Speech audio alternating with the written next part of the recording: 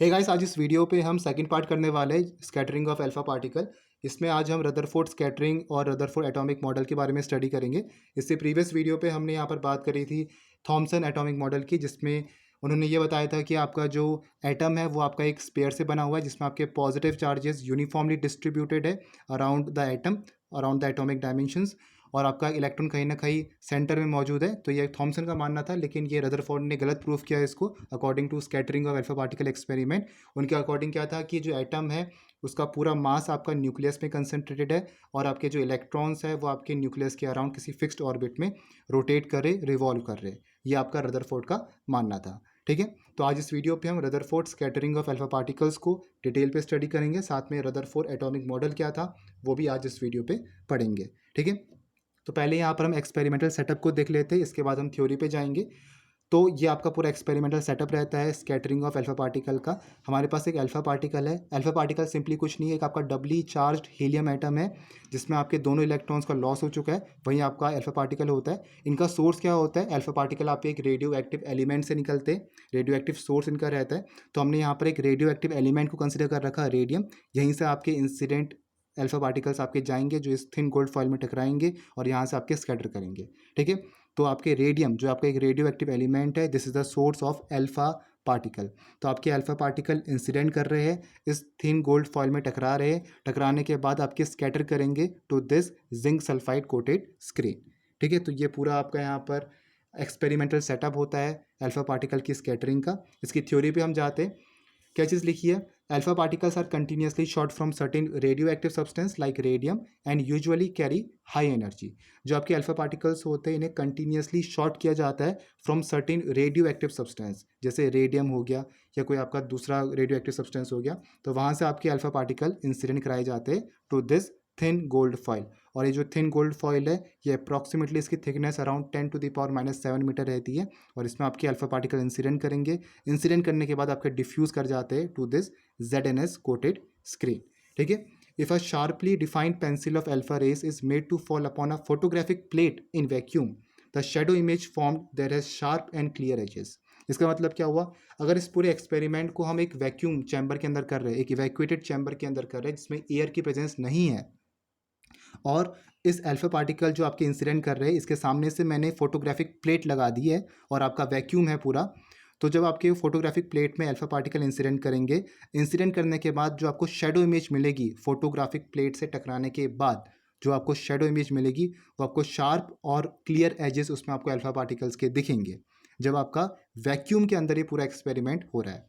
लेकिन जब मैंने एयर इंट्रोड्यूस करवा दिया या कोई दूसरी गैस इंट्रोड्यूस करवा दी, तो उस केस में हम उस फोटोग्राफिक प्लेट को हटाएंगे और थिन गोल्ड फॉइल हमने लगाया सामने से, अल्फा पार्टिकल आपके इंसिडेंट करवाए, इंसिडेंट कराने के बाद थिन गोल्ड मेटल फॉइल से टकराने के बाद वो आपके डिफ्यूज कर गए। तो ये दो चीज़ आपको क्लियर होनी चाहिए कि वैक्यूम पे क्या हो रहा है, उसमें आपको शार्प और क्लियर एजेस मिल रहे, और जब आपका एयर की प्रेजेंस है उस समय आपको यहाँ पर स्कैटरिंग दिखाई दे रही है स्क्रीन पे। ठीक है, तो क्या लिखा है? But if the air or some other gas is introduced or a screen having the thin foil of metal is placed in the path of alpha rays, the image formed is not sharp but becomes diffused. लेकिन जब यहाँ पर हम thin gold foil लगाएंगे, air को introduce करवाएंगे, तो जो आपकी अल्फा रेस जा रही है वो हमें यहाँ पर उसमें शार्प और क्लियर एजेस नहीं दिखेंगे, हमें यहाँ पर डिफ्यूज्ड स्कैटरिंग देखने को मिलेगी। This spreading out of the stream of alpha particle on passing through thin layers of matter is known as scattering। यहीं जो आपकी स्प्रेडिंग हो रही है इस स्ट्रीम ऑफ अल्फा पार्टिकल्स की थिन गोल्ड फॉइल से, इसी को हम यहाँ पर कहते हैं स्कैटरिंग ऑफ अल्फा पार्टिकल्स। ठीक है, alpha particles from the radio active source radium were made incident on a thin gold foil of thickness 10⁻⁷ metre, beyond which was placed a screen coated with zinc sulphide. तो जैसा हमें यहाँ पर पता है कि अल्फा पार्टिकल आपके इस रेडियो एक्टिव सोर्स से निकल रहे हैं, स्ट्राइक कर रहे हैं इस थिन गोल्ड फॉइल में जिसकी थिकनेस अराउंड 10⁻⁷ मीटर है इसकी थिकनेस, और यहाँ से टकराने के बाद ये आपके स्कैटर करेंगे इस जिंक सल्फाइड कोटेड स्क्रीन में। ठीक है, इसके बियॉन्ड हमने एक स्क्रीन लगा रखी है, इसके बियॉन्ड हमने एक स्क्रीन लगा रखी है जो आपके किसी पर्टिकुलर एंगल फाई पे सिचुएटेड है। फिर क्या लिखा है? Alpha particle on striking the screen caused tiny flashes which could be viewed and counted. तो आपके अल्फा पार्टिकल जब स्कैटर हो जा रहे हैं, स्ट्राइक कर रहे हैं स्क्रीन पे, तो हमें एक टाइनी फ्लैशेस यहाँ पर मिल रहे हैं। टाइनी फ्लैशेस आपको यहाँ पर स्क्रीन पे दिखाई देते हैं, जो जिससे हम यहाँ पर काउंट कर सकते हैं। इस टाइनी फ्लैशेस को यहाँ पर हम काउंट कर सकते हैं और इजीली नेकेड आई से देख सकते हैं। Two main observation noted from this experiment are. तो रदरफोर्ड ने यहाँ पर दो मेन ऑब्जर्वेशन जो यहाँ पर इस एक्सपेरिमेंट से नोट करे। सबसे पहला क्या था, most of the alpha particle passed straight through the gold foil indicating thereby that the atoms are hollow. बहुत सारे जो आपके अल्फा पार्टिकल्स थे वो आपके स्ट्रेट पास हुए गोल्ड फॉइल से बिना डिफ्लेक्ट करे, बिना स्कैटर करे, जो इंडिकेट करता है कि एटम्स आपका हॉलो है, इसमें बहुत सारी एम्प्टी स्पेस है। इसको मैं फिगर से आपको दिखाता हूँ, पीछे मैंने फिगर बना रखा है। तो बहुत सारे आपके ऐसे अल्फा पार्टिकल्स थे जो आपके स्कैटर नहीं करे, कुछ आपके ऐसे ऐसे आपके अल्फा पार्टिकल्स थे जो आपके स्कैटर नहीं करे, जो आपको ये यहाँ पर सबूत दे रहा है कि आपका एटम यहाँ पर हॉलो है, उसमें बहुत सारा एम्प्टी स्पेस है, वैक्यूम आपका मौजूद है। ठीक है, तो पहला आपका ऑब्जर्वेशन रदरफोर्ड का ये था कि आपके most of the alpha particle जो पास हो रखे वो आपके स्ट्रेट पास हो रखे through this thin gold foil, जो आपके स्कैटर नहीं कर रहे, और आपको ये यहाँ पर बता रहा है कि एटम्स आपका हॉलो है। सेकेंड के आपके पास some of the alpha particle were scattered through small angles but a few of them were deviated through a larger angle. कुछ आपके अल्फा पार्टिकल ऐसे थे जो आपके स्मॉल एंगल से स्कैटर करे through the thin gold foil, but कुछ आपके ऐसे भी थे जो आपके डेविएट करे थ्रू अ लार्जर एंगल। मतलब 20,000 में से एक आपके ऐसे अल्फा पार्टिकल होंगे जो आपके 0 डिग्री से डिफ्लेक्ट करा, और ओकेजनली कोई पार्टिकल था जो पूरा ही डिफ्लेक्ट कर गया, 180 डिग्री में आपको पूरा डिफ्लेक्ट कर दिया along the direction from which it came, तो वो पूरा ही आपका डेविएट कर गया अबाउट 180 डिग्री। तो ये जो आपकी लार्ज स्केल स्कैटरिंग होती है इसको हम एनोमलस स्कैटरिंग कहते हैं। तो दूसरा ऑब्जर्वेशन आपका रदरफोर्ड का ये था। ठीक है, कि जो आपके अल्फा पार्टिकल है कुछ तो आपके ऐसे थे जो आपके स्मॉल एंगल से स्कैटर करे, कुछ आपके ऐसे थे जो आपके लार्ज एंगल से करे, और कुछ ऐसे थे जो आपके पूरे ही 180 डिग्री से डेविएट करके, जिसमें इसमें आपको दिख रहा है कि ये वाला जो आपका अल्फा पार्टिकल आया ये यहाँ पर आपका पूरा ही 180 डिग्री से वापस डेविएट कर गया। ठीक है, कुछ ऐसे थे जो आपके स्ट्रेट गए जिसमें आपका डिफ्लेक्शन हुआ ही नहीं, और कुछ आपके ऐसे थे जो आपके स्मॉल एंगल से स्कैटर करे, कुछ ऐसे थे जो आपके थोड़े लार्ज एंगल से स्कैटर करे। तो ऐसे ऐसे आपके यहाँ पर डिफरेंट डिफरेंट ऑब्जर्वेशन रदरफोर्ड ने यहाँ पर नोट करा। अब नेक्स्ट आता है आपका explanation of alpha particle scattering. तो इस अल्फा पार्टिकल स्कैटरिंग की आपकी कैसे यहाँ पर ये अलग अलग एंगल्स में कैसे डिफ्लेक्ट कर रहे, तो यहाँ पर रदरफोर्ड ने इसका एक्सप्लेनेशन दिया। Rutherford assume that when an alpha particle carrying the positive charge 2e, alpha particle के पास चार्ज 2e है हमें पता है, अप्रोचेस द पॉजिटिव न्यूक्लियस जिसका चार्ज Ze है और Z आपके पास एटॉमिक नंबर है। तो उनके अकॉर्डिंग उन्होंने ये आपका ये अज्यूम किया कि इन दोनों के बीच में न्यूक्लियस में पॉजिटिव चार्ज है और इलेक्ट्रॉन्स आपका नेगेटिव चार्ज है, तो इन दोनों के बीच में रिपल्सिव फोर्सेस लग रहे हैं, फोर्स ऑफ अट्रैक्शन लग रहा है, कोलॉम्बिक फोर्स ऑफ अट्रैक्शन लग रहे हैं, जिसको हम किससे दिखाते हैं, F equals to 1/4πε0 ZE into 2 times E/r², और 1/4πε0 को मैं K के इक्वल लिख सकता हूँ, तो 2 टाइम KZE² तो उनके अकॉर्डिंग क्या था कि अल्फा पार्टिकल क्या है, आपका अल्फा पार्टिकल में आपके पास इलेक्ट्रॉन्स 2e है, 2e इलेक्ट्रॉन्स आपके पास है, वो आपके पॉजिटिव न्यूक्लियस के साथ अप्रोच कर रहा है, आपके पास यहाँ पर force of attraction coulombic force of attraction लग रहा है। तो कोलॉम्बिक फोर्स ऑफ अट्रैक्शन से आपका यहाँ पर क्या हो रहा है, अल्फा पार्टिकल्स डिफ्लेक्ट कर रहे हैं फ्रॉम देयर पाथ। ठीक है, तो उनके अकॉर्डिंग आपका ये मानना था कि कोलॉम्बिक फोर्स ऑफ अट्रैक्शन न्यूक्लियस और आपके जो इलेक्ट्रॉन्स है उनके बीच में लग रहा है। If R the distance between the nucleus and approaching alpha particle is very large, nucleus और जो अल्फा पार्टिकल अप्रोच कर रहा है उनके बीच में डिस्टेंस उसे हम आर से शो कर रहे हैं, अगर बहुत लार्ज है तो अल्फा पार्टिकल आपका एक्सपीरियंस करता है very small electrostatic repulsion and pass almost undeflected. अगर न्यूक्लियस पे और आपके पास अल्फा पार्टिकल में जो डिस्टेंस है वो आपके पास बहुत ज़्यादा है, ज़्यादा होने से क्या होगा कि जो आपका फोर्स ऑफ अट्रैक्शन है वो आपका कम हो जाएगा, जो आपके इलेक्ट्रोस्टैटिक फोर्स रिपल्जन है वो आपका कम होगा, तो आपके वो ऑलमोस्ट अनडिफ्लेक्टेड ही पास करेंगे through the thin gold foil. ठीक है, अगर डिस्टेंस ज़्यादा है तो किसके बीच में, न्यूक्लियस के बीच में और अल्फा पार्टिकल के बीच में। On the other hand if R is very small, अगर न्यूक्लियस और आपके अल्फा पार्टिकल के बीच में डिस्टेंस कम है तो उसमें जो अल्फा पार्टिकल है it passes close to the nucleus, nucleus के क्लोज पास करेगा, it experiences strong repulsive force and scattered along a larger angle. तो ऐसे केस में क्या होगा, लार्ज एंगल से डिफ्लेक्ट करेगा क्योंकि जो डिस्टेंस है न्यूक्लियस और अल्फा पार्टिकल का वो बहुत क्या है, कम है, तो कम होने के कारण डिफ्लेक्शन आपका यहाँ पर बहुत ज़्यादा होगा। ठीक है, तो ये आपका यहाँ पर दूसरी चीज़ थी जो यहाँ पर रदरफोर्ड ने बताई। पहला क्या बताया कि कोलॉम्बिक रिपल्सिव फोर्सेस लग रहे, दूसरा आपका डिस्टेंस के हिसाब से बताया कि डिस्टेंस ज़्यादा होगा तो डिफ्लेक्शन कम होगा, डिस्टेंस कम होगा न्यूक्लियस और अल्फा पार्टिकल के बीच में तो आपका जो ये स्कैटरिंग है वो आपकी ज़्यादा होगी। तो ये चीज़ आपके यहाँ पर एक्सप्लेनेशन दिया रदरफोर्ड ने about the alpha particle scattering. Then क्या लिखा है, Occasionally, an alpha particle may be aimed just at the nucleus. The repulsive force will slow down the particle, which will be momentarily stopped and return almost in the direction from which it came. Occasionally ऐसा देखा गया है कि जो आपके alpha particle है जिसको nucleus पे ही एम किया गया, जो आपका न्यूक्लियस है उसमें आपका एम किया गया, तो रिपल्सिव फोर्स वहाँ पर आपके बहुत स्लो डाउन हो गई, पार्टिकल क्या कर गया, मोमेंटली स्टॉप कर गया और वो रिटर्न कर गया almost in the direction from which it came. ये एक्सप्लेनेशन है 180 डिग्री डिफ्लेक्शन का, कि अल्फा पार्टिकल को यहाँ पर एम कराया गया न्यूक्लियस पे, उस एटम के न्यूक्लियस पे एम कराया गया, जहाँ पर आपके जो रिपल्सिव फोर्सेस है वो कम हो गए और जो आपका पार्टिकल है वो आपका मोमेंटली स्टॉप हो गया और रिटर्न कर गया almost in the direction from which it came. जिस डायरेक्शन पे आया उसी डायरेक्शन से वापस लौट गया 180 डिग्री डिफ्लेक्शन करके।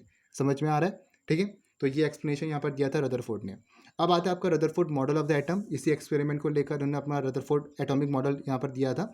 On the basis of scattering of alpha particle by heavy nuclei, Rutherford in 1911 proposed a new atom model known as nuclear atom model. 1911 पे इसी अल्फा पार्टिकल स्कैटरिंग को मद्देनजर रखते हुए उन्होंने यहाँ पर एक नया एटॉमिक मॉडल दिया जिसको उन्होंने नाम दिया nuclear atomic model. According to it, the atom consist of a central heavy nucleus of size approximately 10⁻⁻14 metre. उनके अकॉर्डिंग जो एटम है वो आपका, जिसमें एटम में आपका जो न्यूक्लियस है उसका जो साइज़ है वो आपका 10⁻⁻14 मीटर है, जिसमें आपके एंटायर पॉजिटिव चार्ज सिचुएटेड है और पूरा मास आपका उस न्यूक्लियस में ही कंसंट्रेटेड है, and almost the entire mass of the atom is concentrated in the nucleus. The nucleus is surrounded by a cloud of electrons. Nucleus आपके इलेक्ट्रॉन्स के क्लाउड से सराउंडेड है, whose total negative charge is equal to that of concentrated positive charge, जिसका total negative charge उस electron का positive charge के, nucleus के positive charge के इक्वल यहाँ पर है, जिससे आपका जो पूरा एटम है वो आपका होल इलेक्ट्रिकली न्यूट्रल है। This electrons can not be at rest. ये इलेक्ट्रॉन्स जो आपके न्यूक्लियस के आसपास है ये आपके रेस्ट में नहीं है, क्योंकि अगर आपके रेस्ट में होंगे तो आपका पॉजिटिवली चार्ज न्यूक्लियस में ये फॉल कर देंगे और आपकी स्टेबिलिटी यहाँ पर लॉस हो जाएगी। ठीक है, तो यहाँ पर इलेक्ट्रॉन्स आपके रेस्ट में नहीं है, आपके किसी पर्टिकुलर ऑर्बिट में रिवॉल्व कर रहे हैं। यही चीज़ लिखा है, this electrons can not be at rest because if it is so they will be attracted by the positively charged nucleus and will fall on to it या इन टू इट। इलेक्ट्रॉन्स अगर आपके rest में होंगे तो ये जो positive charge nucleus है ये आपका अट्रैक्ट करेगा तो इलेक्ट्रॉन्स आपका मोमेंटली क्या करेगा, उस न्यूक्लियस में फॉल करेगा। तो यहाँ पर आपका इलेक्ट्रॉन्स का रिवॉल्व होना, मोशन पे होना यहाँ पर जरूरी है। कंसिडर फॉर एग्जाम्पल यहाँ पर ले रखा, the case of an atom with 2 electron. माना कि आपके पास 2 इलेक्ट्रॉन एटम है, तो suppose electrons are symmetrically placed at distance r from the nucleus. तो यहाँ पर एज्यूम किया गया कि इलेक्ट्रॉन्स आपके सिमेट्रिकली, दोनों इलेक्ट्रॉन्स आपके सिमेट्रिकली प्लेस किए गए डिस्टेंस r से फ्रॉम द न्यूक्लियस, जिसमें चार्ज आपका +2e है, मतलब जो इलेक्ट्रॉन में चार्ज है आपका +2e है।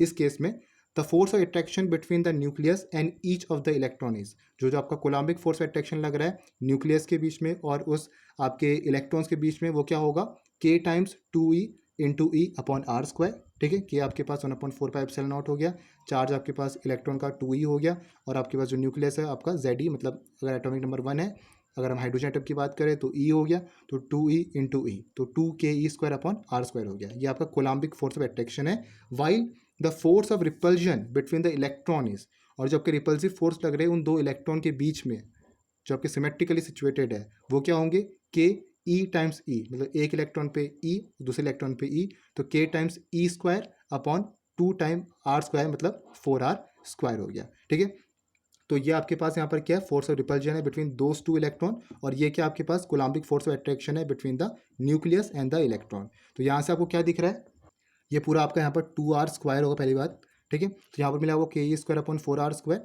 तो हमारे पास अगर F1 फोर्स ऑफ क्या है, फोर्स ऑफ अट्रैक्शन है, अगर आपके पास F1 जो आपके पास 2 times ke² upon r square आया, और फोर्स ऑफ रिपल्जन आपके पास मैंने F2 से दिखा रखा, ये वाला है। तो अगर मैं ke² अपॉन r स्क्वायर को कहाँ पुट करूँ, यहाँ पर मैं पुट करता हूँ ke² अपॉन r स्क्वायर को, तो क्या मिलेगा आपको 8 टाइम्स F2 मिलने वाला है।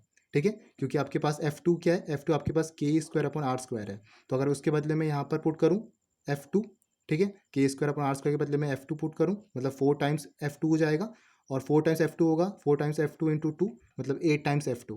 तो F1 किसके इक्वल आ गया, 8 टाइम्स F2 के इक्वल आ गया। F1 क्या है, फोर्स ऑफ अट्रैक्शन है between nucleus and the electron, और F2 क्या है, फोर्स ऑफ रिपल्जन है। मतलब ये जो आपका फोर्स ऑफ अट्रैक्शन है वो आपका 8 गुना ज़्यादा है, फोर्स ऑफ अट्रैक्शन 8 गुना ज़्यादा है than the force of repulsion. तो अगर आपका इलेक्ट्रॉन रेस्ट में हुआ तो इलेक्ट्रॉन आपका यहाँ पर जो न्यूक्लियस पे वो फॉल करेगा मोमेंटरीली, क्योंकि 8 गुना ज़्यादा फोर्स लग रहा है न्यूक्लियस और उस इलेक्ट्रॉन पे 8 गुना ज़्यादा फोर्स लग रहा है। तो आपका जो इलेक्ट्रॉन है it should not be at rest, वो आपका रिवॉल्व करना चाहिए around the nucleus in a fixed orbit. ठीक है, तो ये चीज़ यहाँ पर आपको क्लियर हो जाएगी। फिर क्या लिखा है, thus the force of attraction between the electron and the nucleus is 8 times greater than the force of repulsion between the electron. Thus the electron will fall into the nucleus, destroying the stable structure of the atom. Rutherford therefore considered that these electrons are revolving around the nucleus in circular orbit like the planets around the sun. जैसे आपके जो planet है वो सन के around revolve करते हैं, वैसे ही Rutherford ने ये अज्यूम किया था कि इलेक्ट्रॉन्स भी आपके न्यूक्लियस के अराउंड सर्कुलर ऑर्बिट्स में रिवॉल्व करेंगे. Stability will now be attained as the electrostatic force of attraction between the electron and the nucleus will provide the necessary centripetal force for circular motion. तो अगर आपके electrons rest पे नहीं है, revolve कर रहे हैं, तो वो स्टेबिलिटी प्रोवाइड करेंगे. कैसे स्टेबिलिटी प्रोवाइड हो रही है, जो आपके इलेक्ट्रोस्टैटिक फोर्स ऑफ अट्रैक्शन लग रहे हैं between the electron and the nucleus, और इलेक्ट्रॉन्स आपके रिवॉल्व कर रहे हैं और रिवॉल्व कर रहे हैं, तो वो आपकी नेसेसरी सेंट्रीपिटल फोर्स प्रोवाइड करेंगे सर्कुलर मोशन पे मूव करने के लिए. ठीक है, तब यहाँ पर ज़रूरी है एटम की स्टेबिलिटी के लिए कि आपका जो इलेक्ट्रॉन है वो रिवॉल्व करना चाहिए सर्कुलर ऑर्बिट्स में. फिर कुछ आपके ड्रॉबैक्स आते हैं रदरफोर्ड एटॉमिक मॉडल के. दो मेन ड्रॉबैक्स है वो हम यहाँ पर देखते हैं. ये आपका लास्ट इसमें ये है रदरफोर्ड में. According to the electromagnetic theory a revolving electron should radiate energy continuously. Electromagnetic theory के हिसाब से एक इलेक्ट्रॉन जो रिवॉल्व कर रहा है किसी ऑर्बिट में, वो उसकी जो एनर्जी है वो आपकी रेडिएट होनी चाहिए. एनर्जी रेडिएट होगी तो एनर्जी कहीं ना कहीं कम होगी. ठीक है, if it is so, the energy of the electron will go on decreasing, resulting in continuous decreasing in the radius of its circular path, and as a result the electron will approach the nucleus by a spiral path, giving out the radiations of constantly increasing frequency and finally fall into the nucleus, rendering the atom unstable. इसका मतलब क्या हुआ, देखो Rutherford ने क्या कहा था कि इलेक्ट्रॉन्स आपका एक न्यूक्लियस के अराउंड रिवॉल्व कर रहा है किसी फिक्स्ड ऑर्बिट में.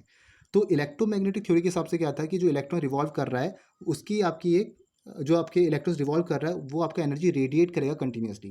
जब आपका एनर्जी रेडिएट करेगा, एनर्जी रेडिएट करने से क्या होगा, वो आपका जो इलेक्ट्रॉन की एनर्जी है वो आपकी डिक्रीज करेगी, और डिक्रीज करते करते आपका जो इलेक्ट्रॉन है वो आपका न्यूक्लियस में फॉल करेगा. जैसे इसमें आप देख रहे हो ये आपका इलेक्ट्रॉन है जो आपका रिवॉल्व कर रहा है. अगर आपका इलेक्ट्रॉन रिवॉल्व कर रहा है किसी ऑर्बिट में, तो उसकी जो एनर्जी है वो रेडिएट होगी. एनर्जी रेडिएट होगी मतलब एनर्जी डिक्रीज कर रही है. एनर्जी डिक्रीज कर रही है तो इलेक्ट्रॉन्स आपका मोमेंटली फॉल करेगा कहाँ पर, इस न्यूक्लियस पे. ठीक है, तो ये ऐसा होना चाहिए था, लेकिन रदरफोर्ड ने यहाँ पर ये चीज़ का एक्सप्लेनेशन यहाँ पर नहीं दिया. यही चीज़ आपकी यहाँ पर लिखी गई है. यही बोला है कि if it is so the energy of the electron will go on decreasing, resulting in continuous decreasing in the radius of the circular path. मतलब जिस रेडियस पे आपका इलेक्ट्रॉन रिवॉल्व कर रहा है, जिस सर्कुलर पाथ में जो आपका रिवॉल्व कर रहा है, वो रेडियस डिक्रीज करते जाएगा हल्के हल्के, क्योंकि एनर्जी कम होती रह रही है, एनर्जी रेडिएट आपकी होती रह रही है. And as a result electron will approach the nucleus. Electron आपका न्यूक्लियस पे अप्रोच करेगा बाय अ स्पायरल पाथ, क्योंकि ये आपका पूरा स्पायरल पाथ होता है, giving out the radiations of constantly increasing frequency, and finally it will fall into the nucleus. ठीक है, पहला तो आपका ड्रॉबैक ये था कि आपके यहाँ पर एनर्जी रेडिएट करेगी और आपके यहाँ पर फॉल करेंगे न्यूक्लियस पे. दूसरा क्या है, further according to Rutherford model electron can rotate in any orbit of any radius and hence they must emit radiations of all frequency. Rutherford के अकॉर्डिंग क्या था, इलेक्ट्रॉन किसी भी ऑर्बिट में, किसी भी रेडियस में यहाँ पर रोटेट कर सकते, and they must emit radiations of all frequency, और वो हर एक फ्रीक्वेंसी के रेडिएशन को यहाँ पर एमिट कर सकते. ये रदरफोर्ड का मानना था, लेकिन ऐसा आपका पॉसिबल नहीं है. This is not in agreement with the experimental observation. लेकिन एक्सपेरिमेंटली आपका ये देखा गया है कि एटम्स, जैसे आपके हाइड्रोजन एटम हो गया, दे emit line spectrum of fixed frequencies only and not of all frequencies. Rutherford के अकॉर्डिंग क्या था कि इलेक्ट्रॉन्स आपके अलग अलग अलग अलग रेडियस पे यहाँ पर रिवॉल्व करेंगे एक फिक्स सर्कुलर ऑर्बिट में, अलग अलग ऑर्बिट्स में रिवॉल्व करेंगे और रेडिएशंस एमिट करेंगे अलग अलग फ्रीक्वेंसी की. लेकिन हाइड्रोजन एटम की जब हम बात करते हैं तो हाइड्रोजन एटम आपका लाइन स्पेक्ट्रम को एमिट करता है, जिसकी फ्रीक्वेंसी फिक्स रहती है. ठीक है, तो डिफरेंट फ्रीक्वेंसीज आपको नहीं मिलती हाइड्रोजन एटम पे. उसकी जो लाइन स्पेक्ट्रम की फ्रीक्वेंसी, जो अब लाइन स्पेक्ट्रम जो आपका एमिट होता है उसकी फ्रीक्वेंसी आपकी फिक्स्ड रहती है, एक ही रहती है. ठीक है, तो यहाँ पर आपका ये एक दूसरा ड्रॉबैक था रदरफोर्ड का. This difficulty was resolved by Bohr who applied quantum theory to Rutherford atomic model. और ये जो आपकी डिफिकल्टी है वो बोर्स एटॉमिक मॉडल से आपकी सही हुई, जिन्होंने यहाँ पर रदरफोर्ड एटॉमिक मॉडल पे क्या अप्लाई किया, क्वांटम थ्योरी अप्लाई किया, डी ब्रोगली के जो कॉन्सेप्ट्स है वो अप्लाई किए उन्होंने रदरफोर्ड एटॉमिक मॉडल पे, जिसको हम नेक्स्ट वीडियो पे यहाँ पर पढ़ेंगे। तो नेक्स्ट वीडियो पे हम बोर्स एटॉमिक मॉडल को डिटेल पे स्टडी करने वाले। इस वीडियो पे हमने डिटेल पे देखा रदरफोर्ड एटॉमिक मॉडल क्या होता है, ड्रॉबैक, सक्सेस वगैरह सब हमने देखा, स्कैटरिंग अल्फा पार्टिकल। तो इसको आप अच्छे से समझ लेना, ईजी है, क्लास 11 पे भी था तो ईजी है, पहले भी हमने पढ़ा एक बार एटॉमिक स्ट्रक्चर पे, हमने देखा हुआ है इसको। So hope you like this video. मिलेंगे नेक्स्ट वीडियो पे, प्लेलिस्ट का लिंक आपको नीचे मिल जाएगा। Thank you for watching this video.